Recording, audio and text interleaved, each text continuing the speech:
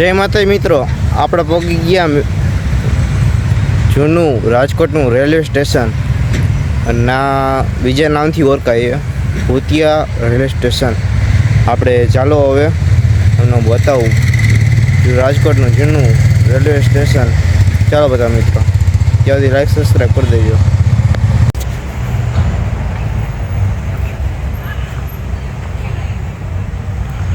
મિત્રો તમે જોઈ શકો છો રાજકોટની જૂનું આ રેલવે સ્ટેશન કહેવાય છે. તો મિત્રો તમે જોઈ શકો છો રાજકોટનું જૂનામાં જૂનું રેલવે સ્ટેશન. તો મિત્રો આપણે અંદર જાય ને ઘણા લોકો એમ કહે છે આ હવેલી હું આ રેલવે સ્ટેશનમાં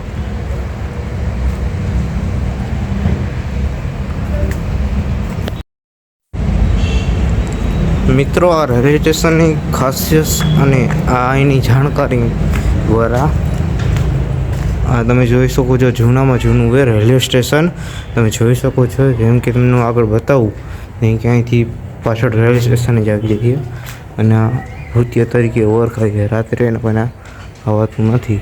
જોઈ શકો છો કેટલામાં જૂનું રેલવે સ્ટેશન છે. જોઈ લો મિત્રો, તમને ઉપર લઈ જવાની કોશિશ કરીશ. છોકરીને સીડી હોય તો બતાવું તમને. જોઈ લે મિત્રો. તો મિત્રો તમે આ જોઈ શકો છો કે આ રેલવે સ્ટેશન જોઈ લે મિત્રો, જૂનામાં જૂનું આ કે રેલવે સ્ટેશન કહેવાતું જૂનામાં જૂનું. જોઈ લે આ રેલવે સ્ટેશન બહુ જૂનું હોય. મને હું ભડકી ગયો. તો મિત્ર તમને ઓલી બાજુ લઈ જાઉં. તો મિત્ર તમને હું આ બાજુ સાઈડમાં લઈ આવ્યો છું. જેમ કે આ બાજુ જવાય એવો રસ્તો છે, વાંધો નથી. તો આપણે સીડી દ્વારા છે, વાંધો નથી, જઈ આવે મિત્રો. જોઈ શકો છો હરમ.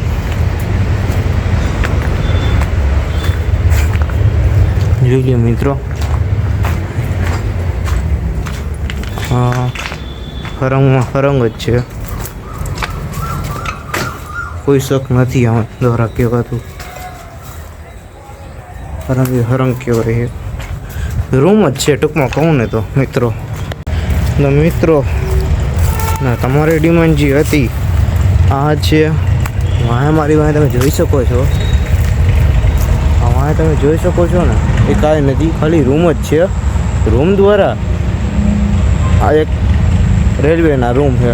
અમારી વાંહે જોઈ શકો છો આ મોટો ગેટ છે. આ વાંહે જે રહ્યો ને આ મોટો ગેટ છે. મિત્રો કોમેન્ટ કરીને બતાવજો વિડીયો કેવો લાગ્યો. લાઈક શેર સબસ્ક્રાઈબ કરી દેજો મિત્રો. મળીએ એના નેક્સ્ટ પાર્ટમાં. જય માતાજી, જય શ્રી રામ.